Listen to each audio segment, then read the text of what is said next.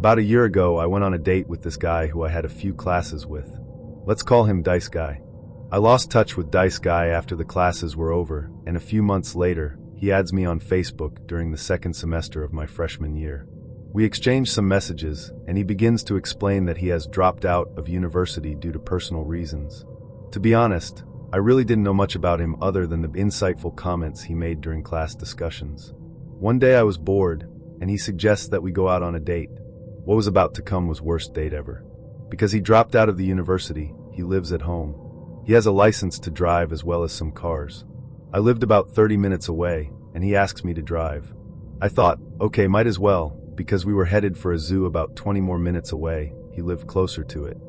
I pick him up, he loads my car with his camera gear, a backpack, a heavy-ass tripod, and some random equipment. We're just going to the goddamn zoo, not a National Geographic photo shoot in the Costa Rican rainforests. I ended up wasting half a tank of gas, $30, just to pick him up and go to the zoo. I had also paid $5 for parking. Admission was cheap, about $7 for students, and because he still had his student ID, he got in for that price. Usually guys would offer to pay for movie tickets or dinners and whatnot, but Dice Guy thought I didn't deserve this. I paid for gas money and parking, and soon I will find I will pay for a lot of things, and the Chia Pass wouldn't fork over $7, so I ended up paying for it. The zoo had some pretty miserable looking animals, and Dice Guy went on and on about his photographic repertoire. He then started talking about how he likes watching animals being eaten by other animals and how attractive Virginia Woolf was. When I spoke, he would immediately interrupt with his own stories or ask me why my stories were worth talking about. We later went out to eat, and when the check arrived, he looked at me expectantly. The meal was only about $20 for both of us. He still didn't offer to pay, but would begrudgingly pay for his own. I had to take the check to the waitress to split it, and we ended up paying separately. When I thought the date was over, he suggests that we should drive an hour towards our university. It was still early in the day, and I told him I was almost out of gas. He says, well, go get some. I was stupid enough to do this, thinking he would pay, but nope. Instead, after I got back into the car and on the interstate, he whips out this big plastic canister containing a bunch of rocks. However, these rocks were colorful, geometric, and had numbers on them. I asked him what he was doing, and he said, oh, I'm just looking at them. These are my dice for Dungeons and Dragons. I always keep them in my pocket, because I never want to lose them. I laughed nervously and thought I would let this slide. After all, most people have their own hobbies and interests that they're passionate about.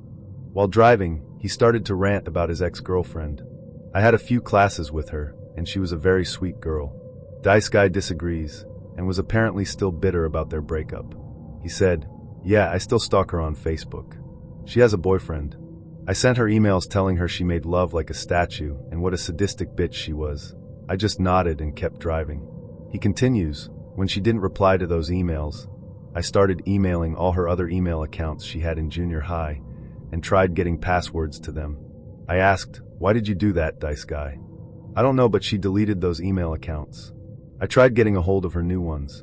I also emailed her new boyfriend and chewed him out. You should see it. I did such a good job.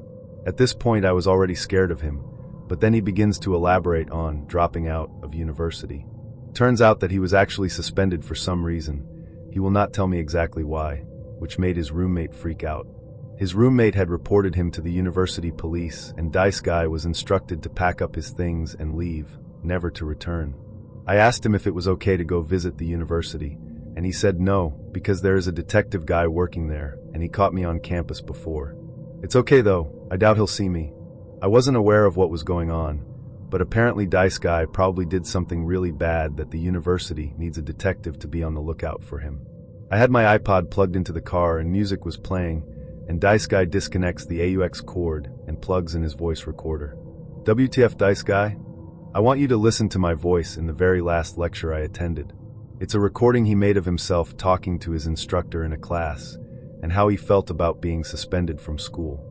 I forget most of what the recording was about, but the bulk of it began with, hello, can I go off topic and tell everyone what's been bothering me? Dice Guy went on a tirade about not trusting anyone anymore, especially his roommate. You can hear the snickers from other students in the background and how flustered the instructor was. It was extremely painful to listen to. We walked around campus, and he started pulling out some papers. It was graded by a professor, and Dice Guy started beaming. This was the best paper I've ever written. I keep it around with me all the time. I asked him why he carried it around with him, but instead he pulled out more stuff. There was some hideous drawing with a snake eating its own tail and ugly writing all around it. This is a piece of artwork I made. I'm going to have it as a medallion one day. It was starting to get late, and there would be a long drive home, so we headed back. On the way, there is a toll booth, $5. Of course, I end up paying while Dice Guy replays his fucking recording again over my car stereo. I was already extremely infuriated and sped him back to his house another hour. We said goodbyes, and he immediately texts me later asking to hang out again, but I didn't reply. The following day, he texts me again. Hey, I left my camera equipment in your car. Great. A friend told me that he would purposely leave his shit, in my case, camera equipment, in cars just to revisit you again in case you break off contact. Dice Guy finds out where I work. I had the opening shift, and goes to take his equipment. My workplace hasn't opened yet, but the pet store next door was, and he drags me inside to look at snakes. I would love a snake and watch it feed on mice. I love watching animals kill things too. Isn't it so epic? I had cut off contact with him and ignored his texts after that day. He would sometimes go into my workplace and try to talk to me, but I would immediately try to speak to another customer and look busy.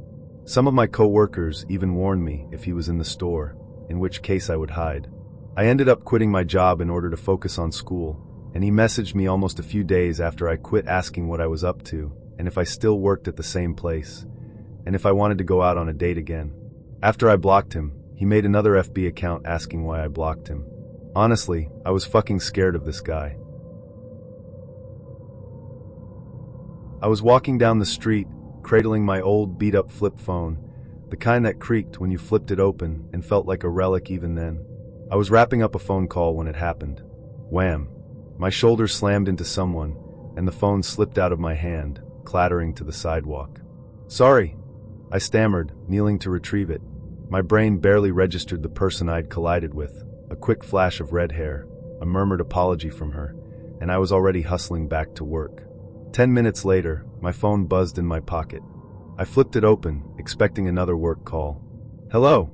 Hey, a soft voice said, tinged with amusement. I think we accidentally swapped phones. For a second, I didn't understand. But then it clicked, same model, same beat-up state. I'd grabbed her phone in the chaos. Oh wow, I think you're right. My bad. No worries, she said, laughing lightly. Want to meet up after work to switch back? We agreed on a coffee shop near downtown, and when I walked in later that day, I spotted her instantly. She was sitting near the window, a sharp, professional-looking ginger in a suit dress, sipping on what looked like an espresso. She glanced up, caught my eye, and smiled. I won't lie, she was cute. Really cute. The kind of cute that makes you sit up straighter and wish you'd bothered ironing your shirt that morning. We chatted for a while, both laughing at the absurdity of the phone mix-up. She worked at a bank, loved the same movies I did, and even joked about how she thought fate might have orchestrated the whole incident. Before I knew it, we'd made plans for dinner that weekend. Saturday evening rolled around, and I was optimistic. Maybe this was one of those meet-cute stories people gush about. I pulled up to her place, parked, and waited. When the door opened, I blinked. Twice. The ginger who walked out was barely recognizable. Gone was the polished bank attire, replaced by platform boots that must have added at least 4 inches to her height, fishnet stockings that shimmered in the porch light, and a corset-like top that left little to the imagination. Her hair, once sleek, was now spiked dramatically. Wow, I said, scrambling to keep my surprise in check. You look ready for a fun night. She laughed. I know, right? Let's go. I shrugged off my hesitation, reminding myself not to judge a book by its cover. Style was personal, and if her personality was as great as it had been at the coffee shop, this could still be amazing. On the way, we fell into an easy rhythm. She laughed at my jokes, matched my banter, and even one-upped me a few times. My spirits lifted. She asked what the plan was for the night, and I decided to joke about it. Well, I said, grinning, I'm taking you to my absolute favorite high-end dining establishment. If you're lucky, I might even supersize it. McDonald's, she said, catching on immediately and playing along. A Big Mac? Oh, be still my heart. We both laughed, and I felt the tension from earlier melt away. This girl might have wild fashion, but she had wit to match. When we pulled into the parking lot of a cozy upscale pub, I killed the engine. Her smile faltered. What about McDonald's? At first, I thought she was kidding, but the look on her face told me she wasn't. I chuckled nervously. I was joking about that. Thought you caught on. Oh, she said, her tone flat. Okay. We headed inside and found a table. The vibe was warm and inviting, a place where the dim lighting and wooden beams made it feel timeless. I ordered a scotch to steady my nerves. She, however, ordered the largest boot of Bud Light I'd ever seen. For a moment, I was impressed by her confidence, until she leaned in close and whispered, loud enough for nearby tables to hear. I can't believe they let his kind into a place like this. We'd better check our food for spit. I froze. Our waiter was black, and he'd just walked away from our table. The man had ears, and judging by the stiffening of his shoulders, he'd heard every word. My stomach dropped. Surely I misheard her. Nobody says things like that in public, right? But no. She kept going, leaning over her massive glass boot and whispering a steady stream of vile commentary about racial superiority. I could feel the panic bubbling up inside me. The cozy pub, the polished wooden beams, the faint hum of laughter from nearby tables, it all felt surreal. How had this funny, engaging woman from the coffee shop turned into this? Dinner arrived, and she made a show of inspecting her plate for spit. My appetite vanished, replaced by a nauseating cocktail of secondhand embarrassment and anger. I caught the waiter's eye and gave him a look I hoped conveyed my apologies. He nodded faintly, his professionalism unwavering. By the time she'd polished off 3 more boots of beer, I was counting down the minutes until I could escape. She excused herself to the bathroom, giving me the opportunity to settle the check. I waved over the waiter and apologized profusely. Don't worry about it, he said, his voice calm and measured. There are all kinds of people in this world. He gave me a small, understanding smile that only made me feel worse. I tipped him generously, hoping it would at least soften the blow of the night. When she returned, I braced myself for round 2. Instead, she lit a cigarette in my car without asking, filling the small space with smoke. We should totally go shooting at my dad's farm, she said, exhaling casually. What's your favorite gun? I muttered something about not being much of a shooter and pointed out that it was getting late. Thankfully, she didn't argue. When I dropped her off, she turned to me with a smile. This was great, except for that slur waiter. We should totally get that Big Mac next time. See you soon. I didn't even respond.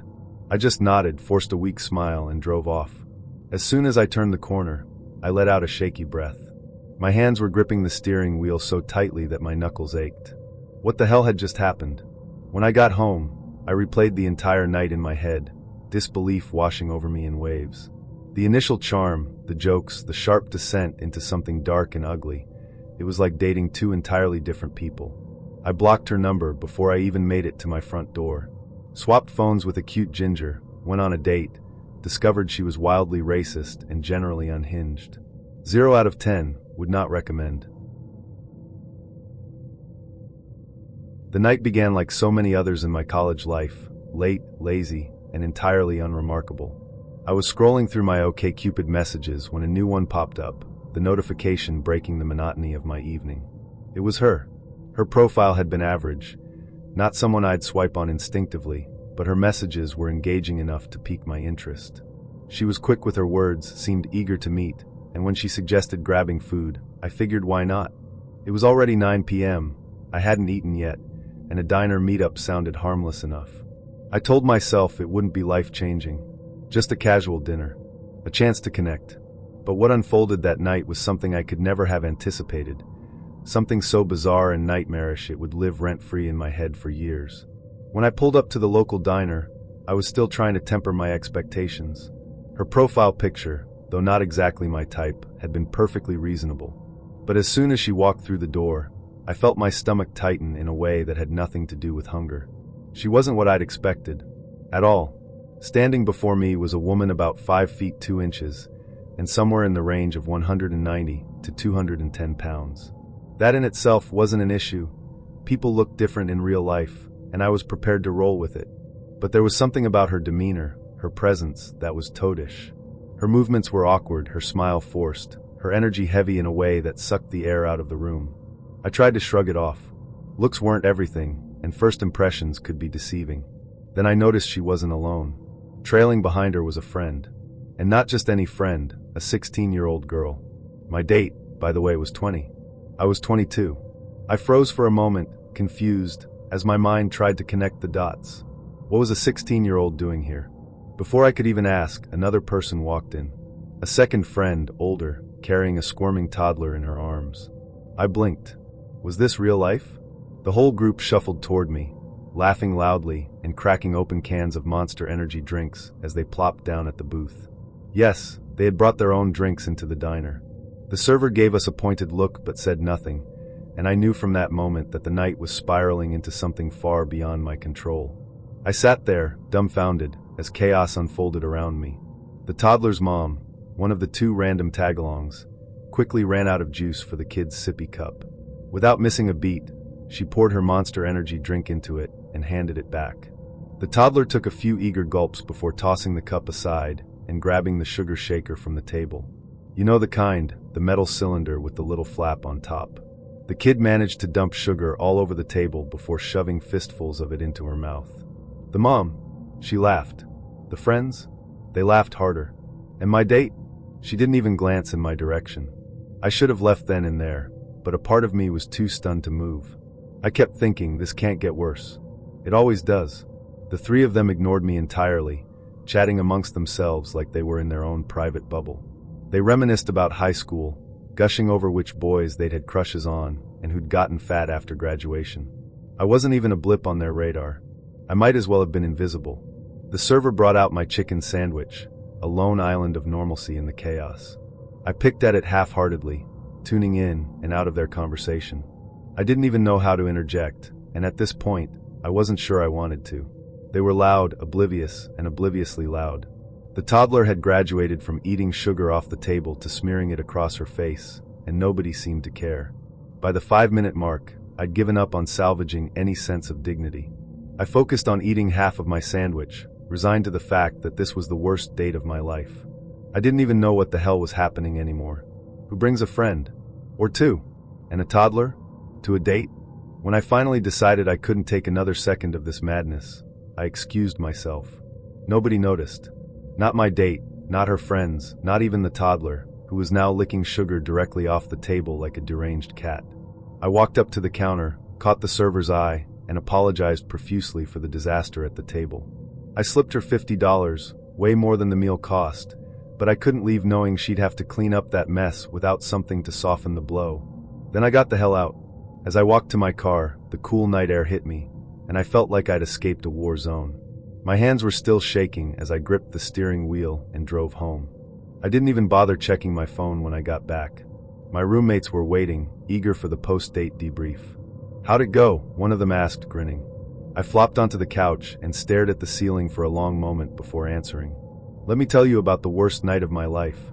And so, I recounted the chaos, the monster-drinking toddler, the sugar-covered table, the bizarre absence of any acknowledgement that I was even there. By the end, my roommates were howling with laughter. "It sounds like a fever dream," one of them said. "You're making this up." "I wish I was," I muttered. That night, I swore off OkCupid for good. I don't know what happened to my date or her entourage, and I don't care. But one thing's for sure, no amount of late-night hunger is worth what I went through. She was attractive, funny, and we clicked over shared interests during the week of texting leading up to the date.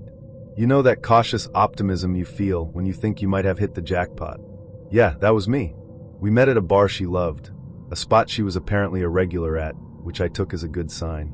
It felt low-key but trendy, a place where the dim lighting made everyone look about 20% better, and the background music was just loud enough to drown out awkward silences.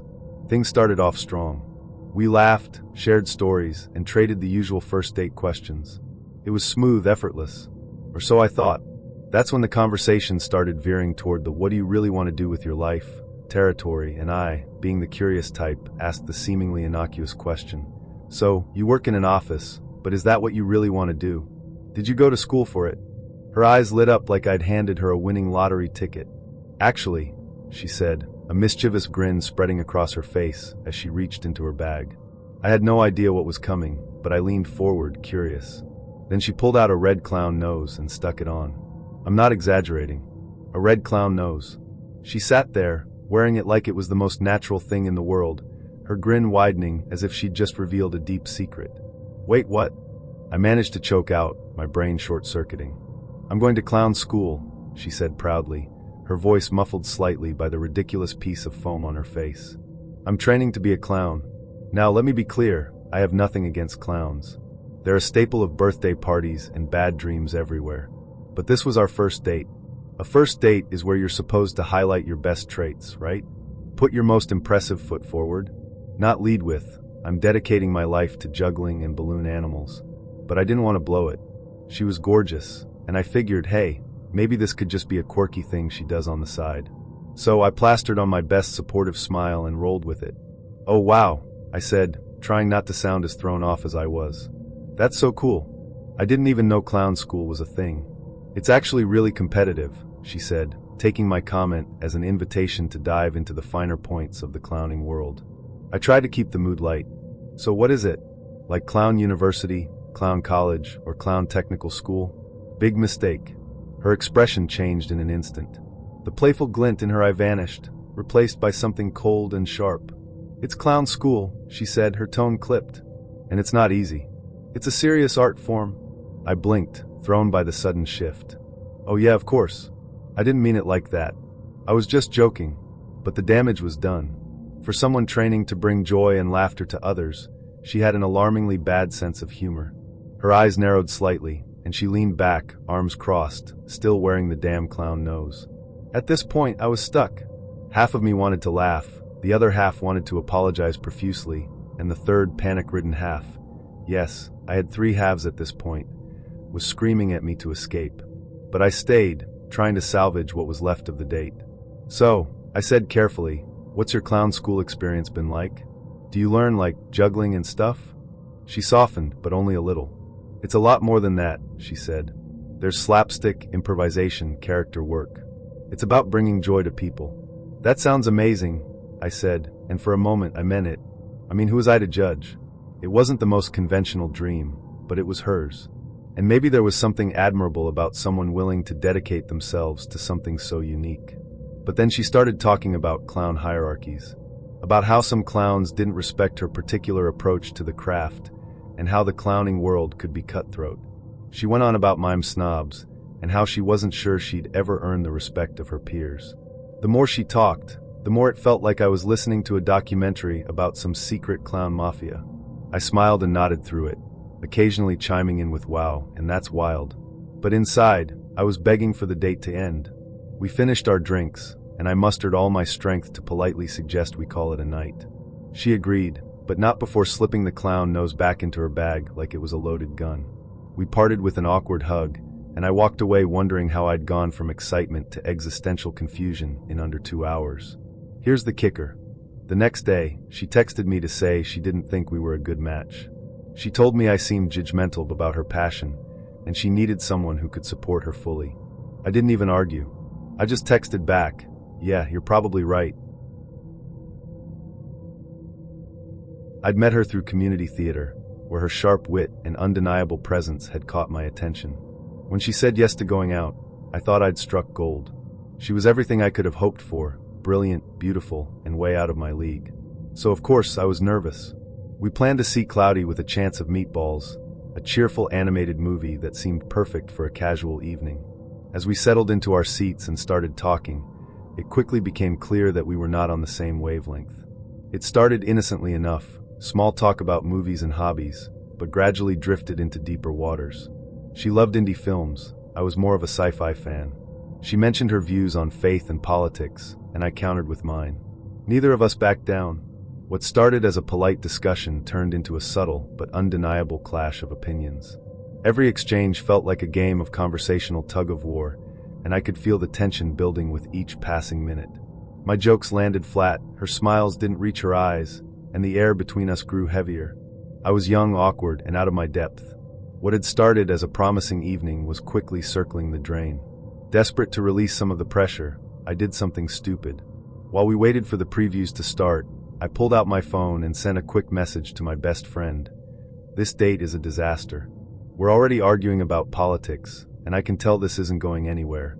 I hit send and tucked my phone away, thinking nothing of it. Then I heard her phone chime.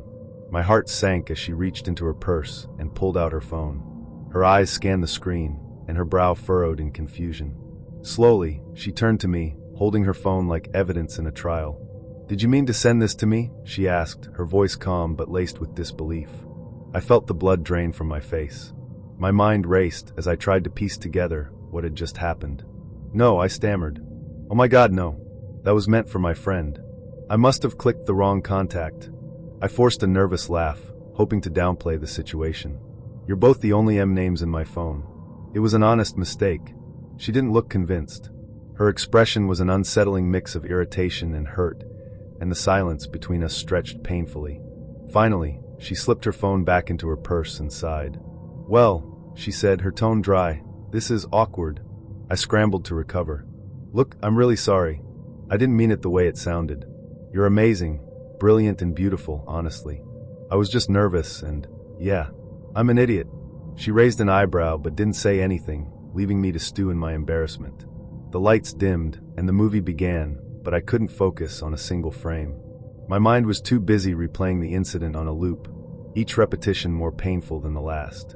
She seemed calm, too calm, but I could tell she wasn't enjoying herself. Every now and then, I caught her glancing at me out of the corner of her eye, and each time, I felt like shrinking into my seat. When the credits rolled, we exchanged polite goodbyes in the parking lot. She thanked me for the evening with a tight smile and walked to her car. I watched her leave, certain I'd never see her again. Relief and regret churned in my chest as I drove home, trying to convince myself that the worst was behind me. When I got back to my apartment, I collapsed onto the couch and grabbed my phone. I needed to vent, to purge the evening's awkwardness with some cathartic oversharing. This time, I triple-checked the contact name before typing. That was the most uncomfortable date of my life. We argued about everything, and I doubt I'll ever hear from her again. Satisfied, I hit send. My phone chimed almost instantly. I frowned, confused by the quick reply, and glanced at the screen. The message wasn't from my friend. "You sent it to me again." I stared at the screen in disbelief, my stomach dropping into a pit of mortification, so deep I didn't think I'd ever climb out. Somehow, despite my best efforts, I had managed to text her again. Twice in one night, I had told the same woman how terrible the date was, once while sitting next to her, and once after swearing I wouldn't make the same mistake. I didn't even try to explain. What could I possibly say to fix this? Instead, I set my phone face down on the table, buried my face in my hands, and let out a long, defeated groan. We never spoke again after that. I like to think she tells this story to her friends, laughing about the idiot who accidentally texted her twice about how bad their date was. And honestly, she deserves to. If nothing else, it's a hell of a story. I'll never forget the night I swiped right on disaster. It started innocently enough, an exchange of messages on Tinder, his profile picture showcasing a disarming smile and a laid-back confidence. His name was Daniel, and for days we texted about everything under the sun, favorite movies, the books we were totally going to finish someday, and the weird quirks of our new city. He seemed normal, charming even, and after a few phone calls, we decided to meet in person. Little did I know I was about to meet the man who would forever be saved in my contacts as Donotancer Penispic. The restaurant was a cozy bar downtown, dimly lit with warm amber tones and a low hum of conversation. When I walked in, Daniel waved me over to the table he'd chosen. He was undeniably cute, tousled brown hair, a strong jawline, and a confident grin that hinted at mischief. But as we settled in, that charm quickly began to fray. Something about him felt off, like a puzzle piece forced into the wrong spot. He was smiling, sure, but there was a bitterness in his eyes, as if the world owed him an apology. He launched into a tirade about the city. "I mean, this place is such a joke compared to California," he scoffed, swirling the drink he'd already half finished before I even arrived. "People here are just so uptight, you know? Like, especially about sex. Back home, people know how to live." I laughed nervously, unsure of how to respond. "I guess every city has its quirks," I offered, trying to steer the conversation somewhere lighter. But Daniel was like a storm gathering strength. He leaned in, his tone growing conspiratorial, and started talking about sex, specifically his frustration with how prudish people were here. It wasn't playful or flirty. It was unsettling, like he was trying to test how far he could push. The waitress came by, a cheerful young woman who clearly didn't deserve what was about to happen. Daniel ordered a plate of fries, but when they arrived, He scrutinized them like they'd personally offended him. "Yeah, these aren't crispy enough," he declared, sending them back without a second glance. Then, as if that wasn't enough, he turned to the waitress and said, "Hey, my company's throwing a party this weekend. You should come by."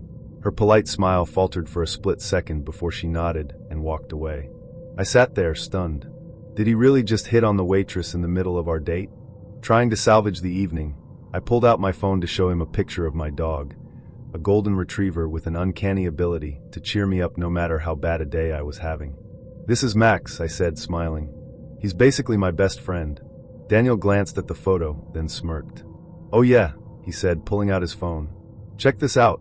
And then, as casually as someone showing off their new car or a vacation photo, he turned his screen toward me. Staring back at me was a picture of his penis. For a moment, time seemed to freeze. I blinked, hoping I'd misinterpreted what I was seeing. But no, there it was in all its unwelcome glory. My brain scrambled to process the sheer audacity, the blatant disregard for any semblance of decency. I wanted to laugh, cry, scream, all at once. I stammered, my voice barely above a whisper. "What the hell?" He chuckled, as if he'd just shared an inside joke. "What? You're cute. I thought you'd appreciate it." "Appreciate it?" I could barely breathe. The room felt suddenly claustrophobic, the warm amber tones now suffocating. I needed to get out of there. The rest of the date was a blur of awkward silences and half-hearted attempts at small talk. When the check finally came, I didn't even pretend to linger. We walked out together to the valet stand, the air between us thick with discomfort. My car came first, a merciful stroke of luck. I mumbled a quick goodbye and practically dove into the driver's seat, my heart racing as I sped away. It wasn't until later that I realized my sweater was missing. In my haste to escape, I must have dropped it somewhere between the restaurant and the valet. I debated texting Daniel about it, but decided against it. I didn't want to give him any excuse to prolong our interaction. Of course, Daniel didn't leave it at that. A text lit up my phone that night. "Hey, you left your sweater. If you want it back, you'll have to hang out with me again, winky face." I stared at the message, a mix of anger and disbelief bubbling up inside me. The audacity, the sheer entitlement. It was like he thought he held my sweater hostage, as if a piece of clothing was worth enduring another second of his company. I typed out a response, then deleted it. No sweater was worth this. I blocked his number and let out a long sigh, mourning the loss of my favorite sweater, but grateful to be free of him. That night, I saved his contact under a name that would serve as both a warning and a reminder. Dono Tancer Penispic. It felt like a fitting epitaph for the brief, nightmarish chapter he'd written into my life. That's a pretty bad one. Mine isn't quite that bad, but it's pretty funny. So I had met this girl online. She was a friend of a friend. We got to talking for a bit, and eventually decided to hang out. She lived about 30 minutes away in the middle of absolute nowhere, so I had to drive up to meet her. Since I'm not familiar with the area, I ask her where she would like to eat. She says, "Oh well, my favorite restaurant is not too far from here. We can go there. It's really fancy and expensive though." I told her that I didn't really mind, that I was willing to go wherever, and asked her what the restaurant was called. She says, "Oh, it's Red Lobster." Now I'm not one to care about how much money people have, but I was quite shocked that though Red Lobster was a high-class establishment. However, I let it ride because maybe to her Red Lobster is the epitome of fine dining. Turns out, Red Lobster is another 30 minutes away. On the way there we pass a handful of other restaurants, Olive Garden being one of them. This is one of those details that gets dropped in stories very nonchalantly, like I wonder if this will be important later. Anyway, so we get to Red Lobster and the hostess is walking us to our table. She seats us, hands us our menus, and begins talking about the specials.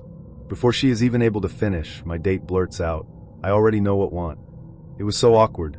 She didn't say it in a rude way. She more said it in a more excited way. Like it was awesome that she already knew what she wanted, and everyone needed to know. Anyway, the hostess is stunned, and just kind of walks away. Eventually the waiter comes to our table, and she orders. She gets shrimp Alfredo with no shrimp. At this point I'm stunned. She made us drive 30 minutes, which is a long time to spend in a car on a first date, so she could get fettuccine Alfredo. Clearly this was the best restaurant choice, and not the Olive Garden. I still let all of this slide, because at this point she just seemed extremely eccentric, and I thought that maybe if I got to know her better then her behavior would be less odd. After dinner we are closer to my place than hers, and she wants to go back to my place to watch a movie. I oblige, obviously. We get back there, and I ask her what movie she wants to watch. She picks Happy Feet. Motherfucking Happy Feet. I guess at this point it's my own fault for even asking. So we start watching Happy Feet. She wastes no time in jumping my bones, so I don't make too much of a fuss. Now the clothes are coming off to the soundtrack of Happy Feet. Really awkward. She starts talking about how great she is at giving head as a little warm-up dirty talk. This was surprisingly not as awkward as it could have been, Happy Feet aside, and it was effective. Then she insists, no, demands that she remove my pants using her mouth. Now I can see how some people would be into this, but not me. I tried to talk her out of it, but she was convinced that she was going to do it. And God bless her, she did. Button, zipper, and all. It was still just a really odd thing to do. Especially on a first date. Then she gets to the cusp of giving me oral sex, stops, looks up at me and says, I don't mess around with guys that are not my boyfriend. So ask me to be your girlfriend. So I did. We dated for about 3 weeks after that, and she only got more crazy and weird. She actually got married a little while back, but before doing that she contacted me on Facebook to see if I wanted to have one more try with her. I informed her that I would not be interested, to say the least. A montage of French nuclear tests in the Pacific Ocean, observed by many marine iguanas. Then, in present days, a Japanese fishing ship is being attacked by an unseen monster. Only one survived. Traumatized, he is later questioned in a hospital by a mysterious Frenchman and repeatedly says only one word, Gajira. NRC scientist Nick Tatopoulos is called in to investigate the matter, and he quickly arrives at the conclusion that a giant, irradiated lizard known as Godzilla has been created by the explosions. Then Godzilla makes its way north, landing at Manhattan to begin wreaking havoc in the big city. Even with the combined forces of the US military are going to destroy Godzilla at all costs. But will it ever be enough to save the people of New York? Unless someone died in a date. Hey, who knows? I do believe I have the worst date ever. I mean, ever. So, I'm newly single from a bad breakup of 5 years. She leaves me for another gal, and her friends, feminazis, decide to right a wrong and rob me of everything I own, save for my dog, bed, and some of my clothes. Anyways, so I'm a few months along, and try a dating website, Yahoo Personals. A gal messages me she's Hispanic, I'm white, I don't discriminate. And I'm like, alright, your picture looks okay. You type a little innocently immature, but text is sterile. I give her a shot, and we meet a bit south of me in a mall. It's public, they have restaurants. If things don't work out well, that's fine, we can go our separate ways. So I go there, and she messages me where she is in the mall, and I see a gal, but it doesn't look much of anything like the gal I've been talking to. Sorta, but like her uglier sister. Well, it's her. She photoshopped her pictures. A lot. Her smooth face in the pictures? Nah, moles all over. I'm not talking 1 to 2, I mean like dozens. All over her face. It's so strange and repulsive. Most guys would be like, I'm out biatch, but I don't want to hurt her feelings. I figure I'll chat, see what's up. I introduce myself to her, she says hi, and we walk through the mall. I notice a few minutes later someone is following us, shop to shop. Oh, that's my mom, she says. It bothers me a bit, and I ask why is her mom here. By the way, we are both 25 plus. She explains her mom came along for the meet, with her brother-in-law, and his wife, pregnant, by the way, 8 months along. The gal keeps trying to kiss me in every store, but her mom is literally in the other all giving me the eye. It's freaky as hell, and not in a good way. So we, after an hour, go to the food court and get some food with the entire family. They seem nice, but it's just too damned creepy. They invite me back to their place for cards and family games. No orgies, but more of a grilling. They want me back at their place to grill me about their daughter. Not good for me. My stomach starts acting up as we're finishing up dinner, but it's not feeling like my stomach, like a weird diarrheal feeling. I excuse myself to the bathroom, where the feeling of needing to go intensifies quickly. I enter the bathroom, downing Imodium as I enter. I'm sweating, and I do not feel good at all. I saddle up to the toilet, not much, and the feeling moves into my kidneys. It's all fast, I'm sweating, I don't feel good at all. It's not food poisoning, my stomach is fine, but I feel like I have a goddamned iron spike moving from my kidneys to my dick, and I'm not liking this at all, and it's getting bad. I see her outside the bathroom, and she says her family has gone to meet us nearby for me to follow them to their house, but we're parked at different areas of the mall, so we're to meet up at a nearby Denny's. While driving there, my dick track feels like it's on fire. The pain is too intense. I'm afraid I've broken something, and I don't know what or how. We get to the Denny's parking lot, and I bust inside. Customers only, the sign says, but I don't give a fuck. I get into the bathroom, pull up to a urinal, and whip out my tang. At this point, I'm either going to shit my pants, piss an iron spike out, or pass out. I actually briefly pass out for a second. I catch myself falling against the wall in pain, but nothing coming out. I zip up and stumble outside. My ugly fucking date is standing next to my car, and the world goes gray. Such a weird fucking feeling. I fall into the grass on my knees. The pain is so intense, I'm half a second from passing out. I try and mumble something to her about being in mortal pain, that I might need to go to the doctor, and there she is, 1/2 inch from my face, hairy moles all over her face. I want to puke on her, but I'm in so much pain, and she closes her eyes and moves in a bit further for a kiss. A fucking kiss. While I'm passing out in pain, I push her away and stumble to my car and manage to peel out. I'm not sure how I made it to the highway. I should have gone to the hospital. I don't even know how I managed much of anything. Once I got back to my apartment about an hour later, the pain was gone, just a little pebble in the toilet. Went on a blind date that my friend set me up on at a local bar with a live music night. It went well, and we decided we might do it again. The next weekend we met at a big art show/festival and decided it was a good night for some karaoke at a favorite local dive. She had had a couple drinks, and so had I, but everyone seemed pretty with it. On the drive over to the bar, she was looking around on the floor of the car while driving down a busy street and started to veer into the parked lane of cars. I managed to grab the wheel and correct before we slammed into the back of a parked car, which we most definitely would have hit if I hadn't. Strike one, bad driver, she's a distracted chick, etc. Sexist maybe, but in this case very true. About that time she told me she hadn't eaten that evening and was feeling a little tipsy. We got to the bar in one piece and started to enjoy the karaoke and some more beers. After another beer or two, she began to let her hand wander around my crotch, etc., which I was fine with. Then she started to pinch me on the arm in what we called horsebitting, basically taking a handful of flesh and pinching and pulling at the same time on the inside of my thigh. Now I'm all for some rough play and aggressive folding, but this fucking hurt. I had to pin her hands to her lap and tell her to stop. By this point she was pretty drunk, it would seem, punctuated by nearly knocking the prompt monitor off its table while singing some damn song.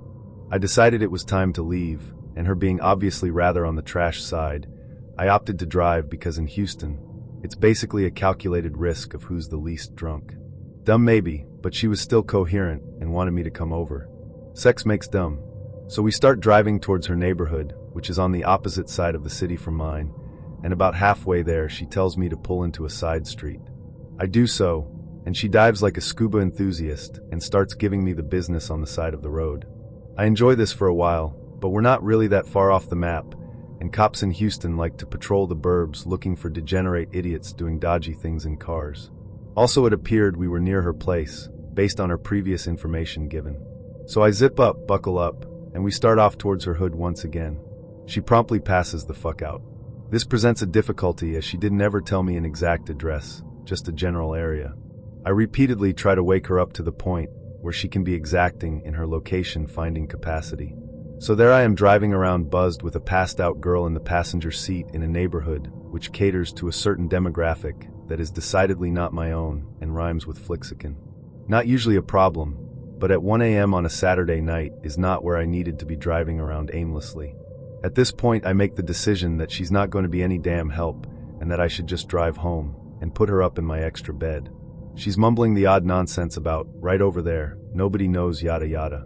So after a white-knuckle drive with Houston's finest on my tail for a good portion, I make it home and carry her passed out ass up to my place.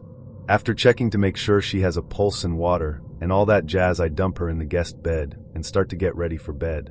All of a sudden she's walking around, bumping into things and generally being a confused drunk. I ask her what she needs, and she pushes past me into the bathroom and slams the door. Fair enough. I leave her for a few minutes, but after 10 I realize she's probably passed out in there, which I'm just not going to have. She is indeed passed out face down on the floor blocking the door. After a little creative pushing and pulling I get inside and get her back on her bed. She starts ranting about how I'm being a stupid boy, and something else about how I have no inbox. I've dealt with hammered chicks before, but this was a new one. She kept repeating something about my lack of an inbox, and then lurched into my kitchen and began banging around. I walked in and asked what she was looking for. A bowl, she growled.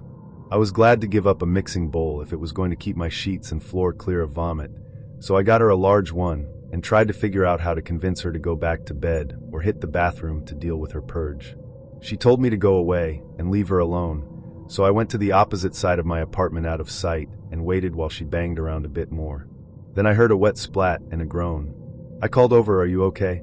Are you puking?" To which I got the unbelievably disturbing answer, "No, I'm pooping." My heart sank. This girl was dropping a deuce in my mixing bowl in my kitchen. I sort of clammed up and waited for it to end. After a minute, I heard her stumble to the bathroom and dump the bowl into the toilet, run some water, drop the bowl and stumble back to her bed. I nervously did a sweep of the place to survey the damage. No turd on the floor in Tay kitchen, but the ghost of horrible acts very present.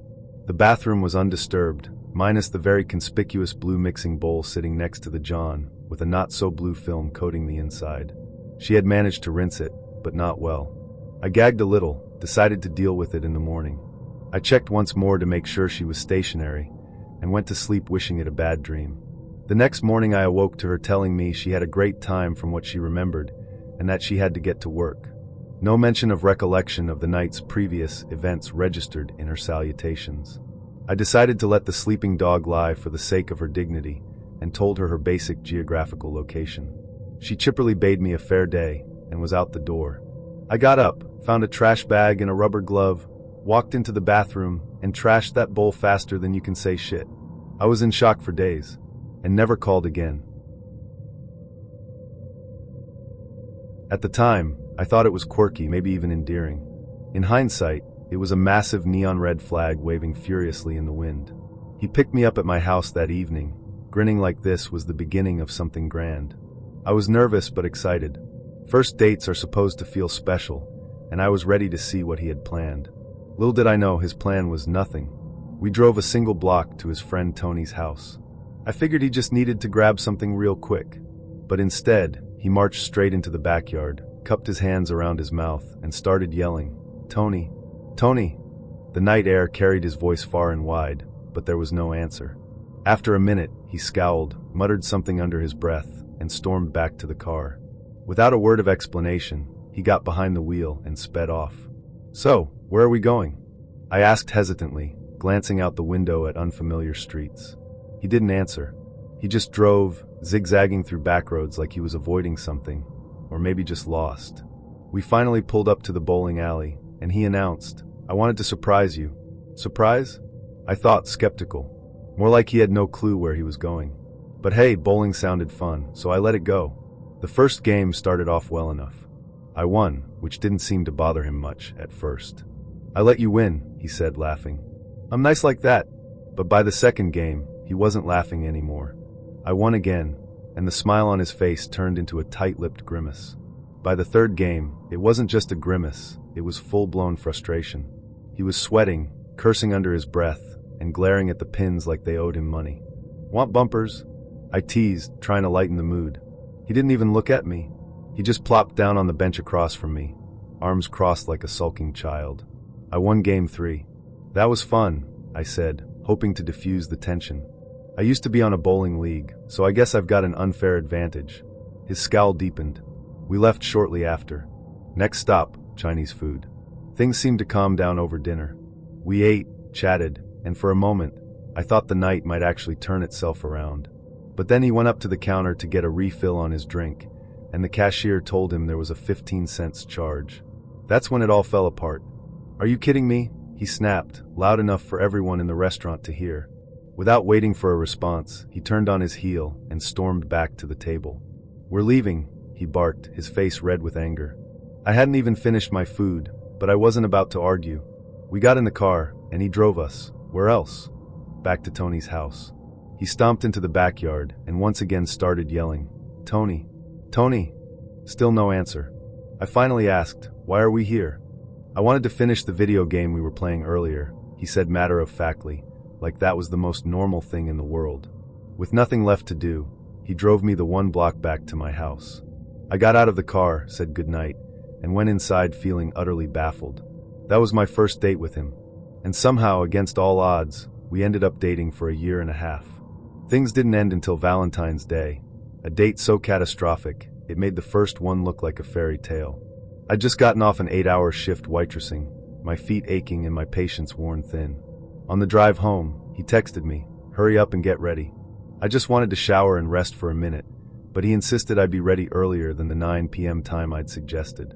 He never mentioned reservations or plans, so I figured he just wanted to hang out. When he picked me up, he barely said a word. The silence was deafening as we drove, tension filling the car like a heavy fog. We finally pulled up to BJ's, a chain restaurant that was clearly packed. "It looks busy," I said, eyeing the line of people waiting outside. "We're not going to get a table." "I had a reservation," he snapped, "but you weren't ready on time." That was the match that lit the fire. We started arguing, him furious about the missed reservation, me furious that he'd never told me about it. The fight escalated quickly. I reminded him that I was the only one with a job and that I'd likely be paying for dinner, just like every other date we went on. He retorted that his parents didn't give him money because they didn't like me. Then he started punching the steering wheel. Hard. Over and over, his fists slamming into the wheel like it had personally insulted him. That's when I noped the hell out of the car. I ran to the nearest closed-down furniture store and called a co-worker, telling him I needed a ride. My ex followed me, still fuming, but I turned and yelled, "Stay away from me. You're never going to see me again." My co-worker, bless him, left his own date to come pick me up. The next day, I went to my ex's house to grab my stuff and give back the promise ring he'd given me. When I handed it to him, he said, "Hopefully the next girl will appreciate it more." I looked him dead in the eye and said, "You might want to think twice about giving that to someone else." He texted me later that night, saying, "Give me some time, and maybe we can be friends." I never replied. I never saw him again. The coworker who picked me up that night? He had feelings for me. We started dating, and 5 years later, we're still together, happier than I ever thought possible, with a wedding on the horizon. Funny how life works out.